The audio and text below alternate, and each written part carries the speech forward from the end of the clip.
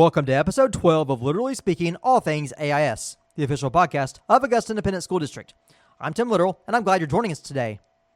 We'll begin with a few quick updates from around the district, and then we'll talk with Director of District Services, Chad Bryant, before moving on to our AIS Spotlight and wrapping up with our In the Loop segment.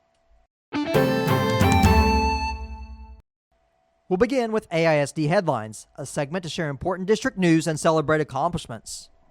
Get ready for a night of fun, learning, and a little friendly competition at our upcoming Math Madness event hosted by AIS Frisk.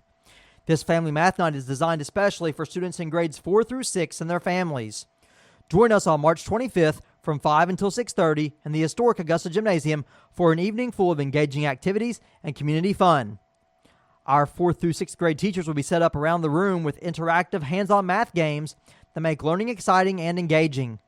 Students will have the chance to practice their skills while having a great time with classmates and family members.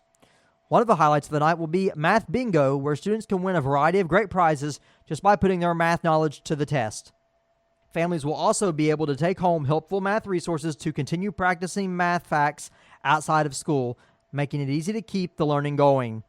Pizza and refreshments will be provided for everyone to enjoy. The multi-purpose educational gymnasium facility project is progressing. Momentum construction contractors have moved onto the site and are coordinating with the City of Augusta's utilities contractors. Utility relocation is underway. The intent is to have the water and gas lines moved and ready for Momentum to complete the connections to the new city utilities over spring break. After the gas and water connections are relocated, Momentum's team can begin demolition of the old boiler building and excavation of the building site following spring break. Today, we're joined by Chad Bryant, our Director of District Services. Chad, start by telling us and our audience about your educational career and background. Well, I first graduated from Fleming County High School in 2002, then went to Eastern Kentucky University, where I got my bachelor's degree in history, teaching middle school and high school grades. I finished about halfway through the year of a December graduate, so I went on and was thinking I would just probably be a sub, but I was approached by the former superintendent, John Cordell, at that time. He asked me to be a full-time sub, so that's when I started my educational career here at Augusta. Been here ever since. Honestly, I didn't think that I would when I first started, but I love it here, and I've been here ever since then. I think this is my 20th year. After teaching for 6 years, I got my master's degree in school counseling and was the school counselor here at Augusta for about 11 years. And then after that, I went to the Director of District Services, to the board office, and where I do several different types of jobs for that one position. So now I've been there this is my 3rd year of doing that. Yeah, I think we have a lot of similarities. I came in 2008. I think you were maybe midway through 2006, perhaps. And then, like you, I thought I would probably be a 1-year stop or something, or get a year or two experience and go back home. Nevertheless, I taught 6 years in the classroom as well before moving to central office. So, like many of us and myself, you mentioned a variety of responsibilities in your current position. Tell us about the areas that you oversee in your role as Director of District Services. A couple of my main jobs that oversees, of course, the buildings and grounds here at the school, which covers, everything from, anything that needs repair to possibly building on or adding something. I'm also the transportation director, which I know we only have one bus route, but, we have several extracurricular activities. So, I do transportation and work with all the bus drivers. I do most roles of the DPP, which includes like attendance and working with out-of-district students and enrolling out-of-district students. I do school safety, which the last several years, have been a big topic, and a lot of laws that have passed down that we try to implement here. And then, a couple other things that might resonate. I'm the homeless coordinator. I work with that a lot. I also make up the school calendar a lot with other people as well, but that's something I do a lot. I do the summer work program, which is a work program with kids that we place here in the community. But those are just most of what I do in my position. We'll start with discussing transportation. As you mentioned, we only have one bus route here, but we have to support a lot of extracurricular activities by providing transportation. As transportation director, you help advise the superintendent on the decision to close for weather or go on a delay, things like that. And I know some people think, well, it's Augusta and you only have to worry about whatever our bus route is, the one route. So maybe we're in a position to miss fewer days, but there's a lot of other factors that go into that. And talk about what you have to discuss when you're considering a closure or a delay. Yeah, when I first started, I was lucky in this position. We had pretty good winters, and the last two have been pretty rough, especially this year with school closings and delay. And, we try to err on the side of caution and be safe and do what's best for our students. But then again, we are just a city school and our city limits, we only have the one bus route. So a lot of times, we feel like we can make it to school when other bigger districts, might close. But then again, you have to take into consideration we have several teachers that drive from out of county. We have several out-of-district students that might drive or their parents drive them. So you have to take that into consideration. You have to take in consideration your attendance. At the end of the day, we've made some wrong calls in the past, but most of the time it's just better to err on the side of caution and go from there. This year's been a little different because, gosh, we've missed, I think, 17 days now. So you're trying to do whatever you can to get those days in and get those hours made up and hopefully get out. Our goal is mostly always to get out before June the 1st. And some years is, it's not a big issue. And then some years it's a huge issue. So it just kind of depends on Mother Nature. This year, while we've missed a lot with the 10 NTI days, we were able to take a couple of our days off, and then we had some hours banked into the calendar. And we're fortunate that even though we've missed as much as we haven't, other than making up the 2 days off in February and March, we're not having to tack on, at least at this point. Currently, right now, we're sitting, still getting out May 22nd. I look at that calendar all the time, and you play with your hours and you see. But, 2 years ago, I never looked at that calendar. You never had to amend it. So each year is different, and it's just you don't know what kind of year it's going to look like. And this is all the districts in the state right now, just trying to get those hours in and get those days. Nobody wants to be in school June 1st or after. We all know as educators that, that's not the best time to be educating those kids. And that's just the goal of us trying to get out, before June 1st. Last year, we obtained 2 brand new electric buses. The first time that I've been here that the district has purchased new buses of any sorts. And there are some people who may like or dislike EV vehicles, but talk about that decision and the benefits for our district in obtaining those. Yeah, that was a tough decision. I'll just be honest. The main reason we got those 2 electric vehicles is because they were free. Not to get political or anything, but that was a program that the government was offering at that time. And like you said, we've never had new vehicles. I think our last new bus was 2001. So our kids and our drivers have always been used to hand-me-downs or older buses we've purchased. I did find this grant, I think, my second year. And the way I looked at it, we don't go very far on EV buses. On our routes here, and if EV buses can't work here, they're not going to work anywhere. And what I mean by that is we go about 4 or 5 miles one morning, and then in the afternoon we go about 4 miles. So we're going about 8 or 9 miles a day on our bus routes, and the EV buses can handle that fine. We use just level 2 chargers. A lot of the districts have the high profile level 3 chargers, which are very expensive. They had to purchase those.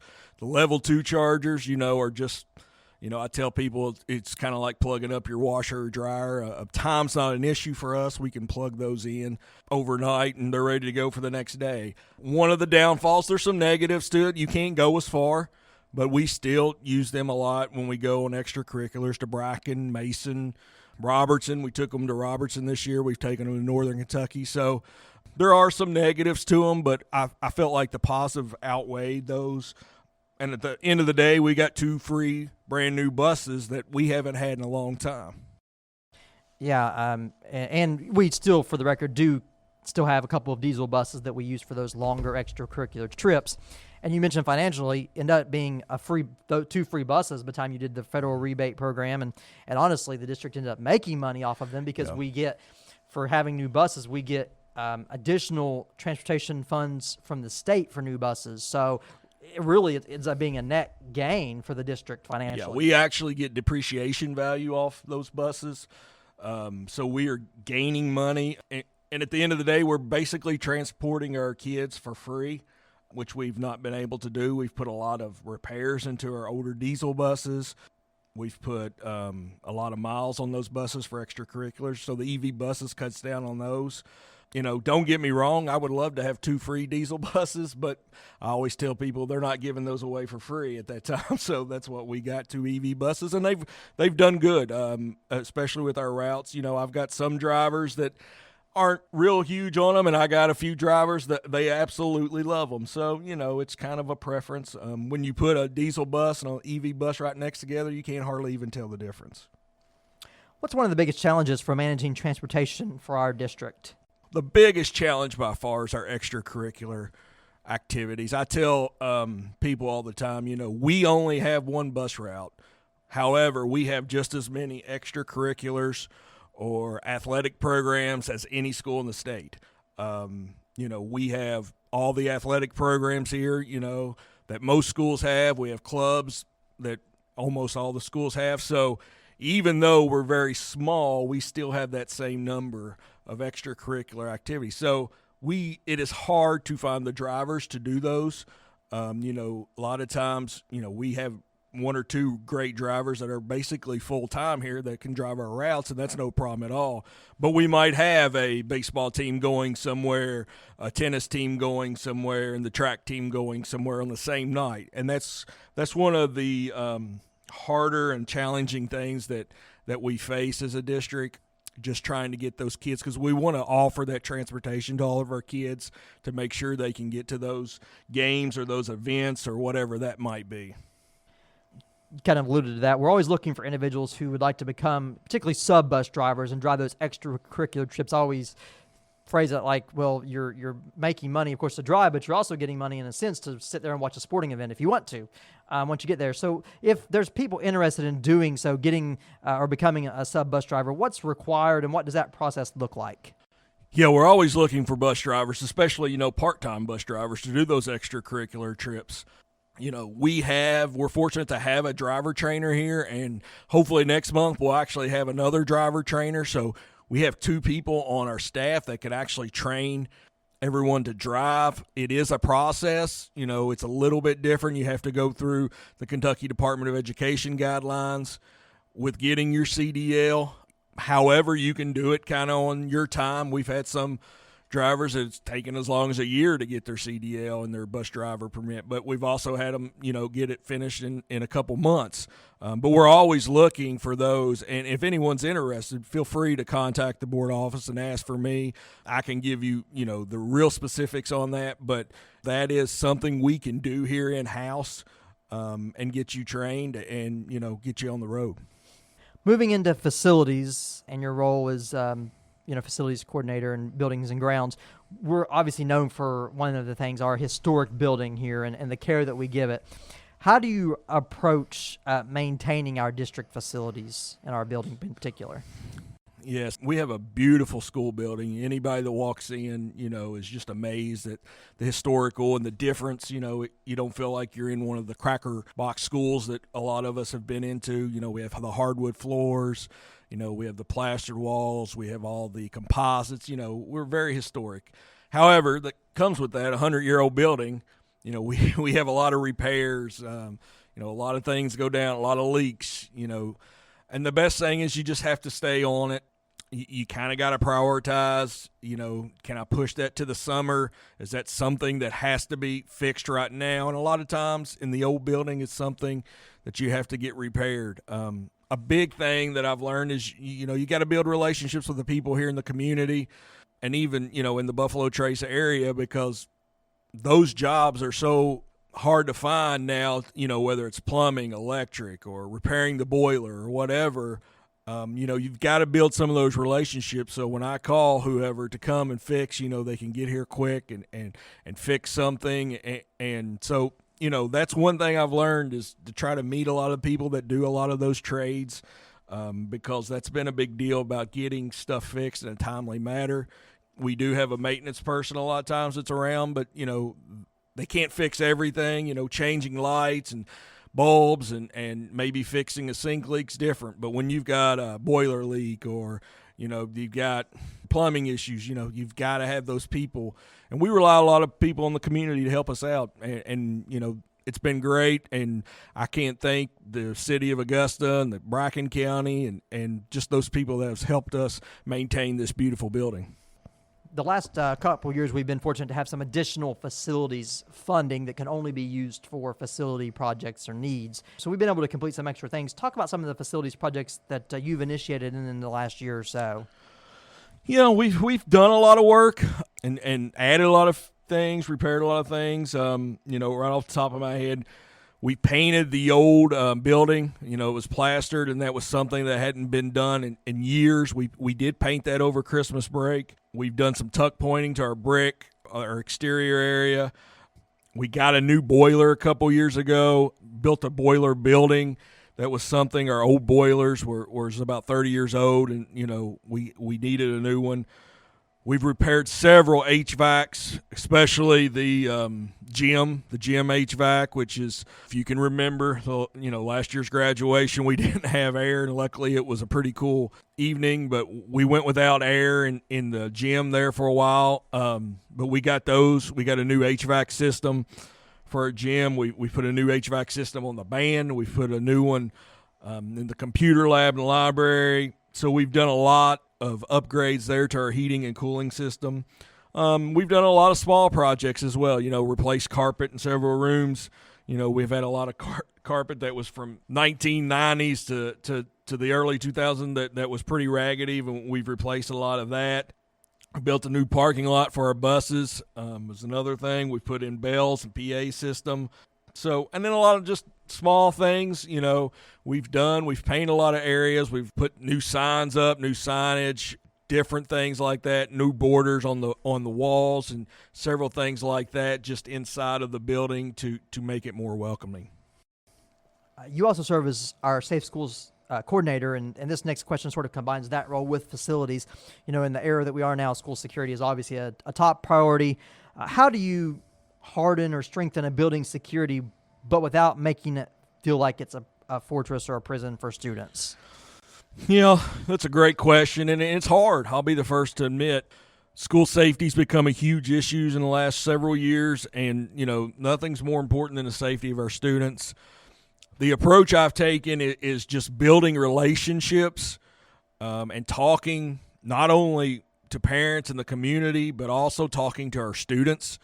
We talk to our police officers and our paramedics, and we invite them in to show them, even though we're a very small school, it's an old building with a lot of nooks and crannies. We want them to be familiar with it.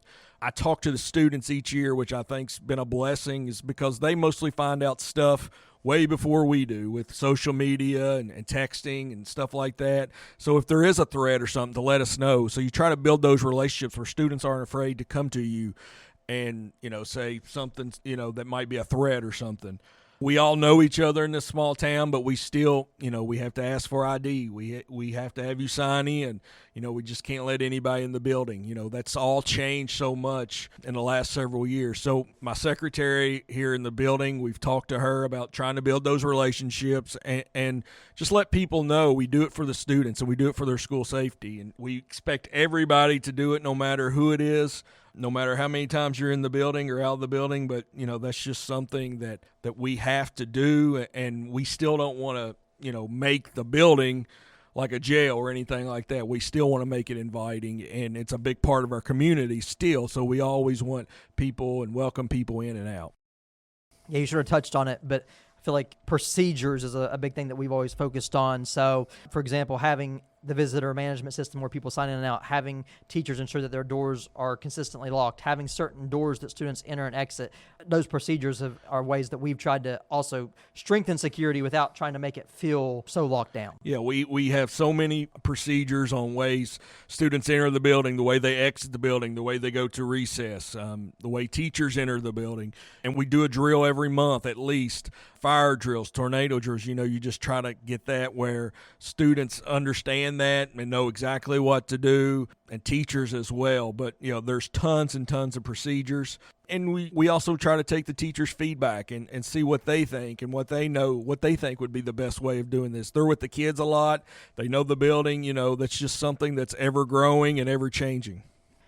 As you mentioned earlier, you help oversee the district's attendance, and you did that as well when you were a guidance counselor, so that's sort of a responsibility that carried over to your new position. But if a parent asks you why good attendance is so important, because I'm sure you have to have those conversations at times with parents about the importance of attendance, what is it that you say to them?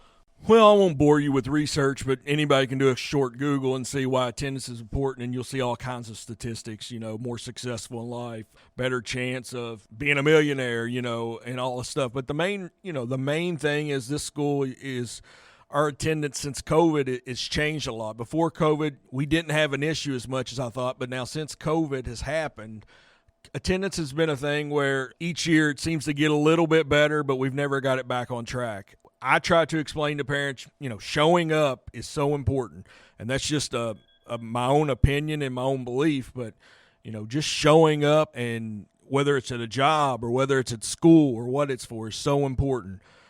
But there's so many statistics on if your attendance is good, you're more likely to do this and that. And I'm not going to sit here and bore you with all those, but I would challenge anybody that doesn't think that attendance is important to just Google it and look at all the statistics on there.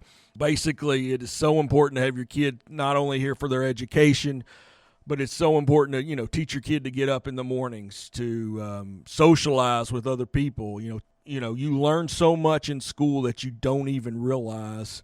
Small things like when you get in a disagreement with someone, how do you handle that? When I look back at my past, you've learned a lot of that in school. So just being here at school, you learn stuff all the time, every day. It might not be a math equation or it might not be this or that one day, but you learn so many soft skills and stuff like that. The soft skills is, we continue to put an emphasis on that. Our new Portrait of a Learner program, we're really focusing on the soft skills. And like you mentioned, you really just learn societal norms and how to interact with others. That may not be the primary reason that you come to meet academic standards, but it's going to help prepare you for college, career, whatever it is you do after high school. Yeah, I agree. And I'm just as guilty. I'm on the phone.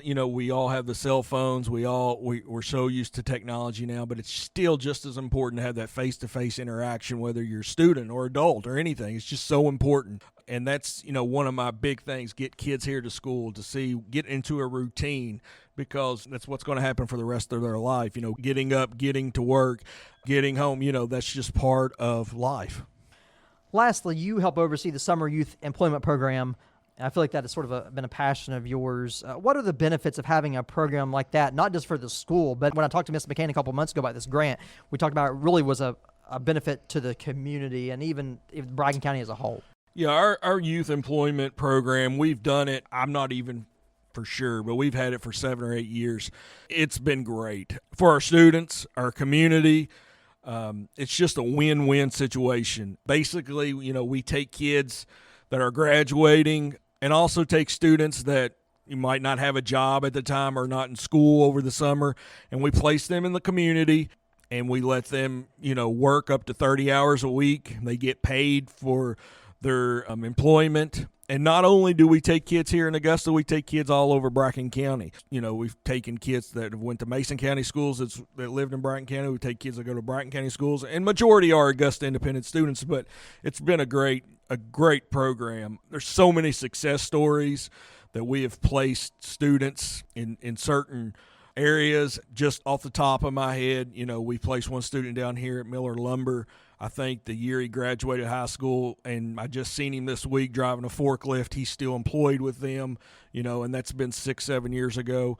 And that's just great. And then it's just great for our community. A lot of times, some of the smaller businesses, they can't afford to just hire somebody for a couple, 2 or 3 months, but this program lets them get some labor, some help, and is not a financial burden toward them because the grant, we pay for them out of the grant, and that's just something that benefits our students, our community, our school, and everything. It's a great program. Well, Mr. Bryant, I appreciate you joining us. Obviously, a lot of irons in the fire. We didn't even touch on the new building addition because we talked about that with Miss McCain a couple months ago, and you're obviously involved with that as well. But appreciate you joining us on the podcast and everything you do to make our district better and strengthen our district. Thank you, Tim. Now it's time for our AIS Spotlight. Today, we're highlighting the Amazing Shake program, which students in grades 4 through 8 participated in during the spring semester. The Amazing Shake is a dynamic and exciting live competition that rallies leaders and role models in a school's community together to teach students about professional skills for success. The competition places an emphasis on teaching students manners, discipline, respect, and how to conduct themselves in a professional environment. This annual contest allows students to be assessed on these skills through a fun and memorable experience and enables us to engage with local business leaders on behalf of the school. The competition also introduces the students to the networks, roles, opportunities, and career paths that they may not have been exposed to before. During the Amazing Shake, students learn and develop professional qualities from the mechanics of a proper handshake to how to work the room so that they are able to present themselves exceptionally well for opportunities today and in the future. Before we wrap up, it's time to keep you in the loop. The senior trip will be next week as students visit Washington, D.C. They will depart via train on Sunday morning and return just after midnight on Thursday. Spring Sports and Club Pictures will be held on March 27th. You can get the full list of groups being photographed on our website at www.augusta.kyschools.us. Round 2 of the Amazing Shake will also be held on March 27th, and spring break will be March 30th through April 3rd. That's it for today. We appreciate Chad Bryant for joining us. New episodes drop on the first and third Friday of each month, so we'll be back on April 3rd with episode 13. Be sure to subscribe on Spotify or Apple Podcasts. I'm Tim Literal, and this has been Literally Speaking All Things AIS. Until next time, stay connected, stay learning, and stay Panther proud.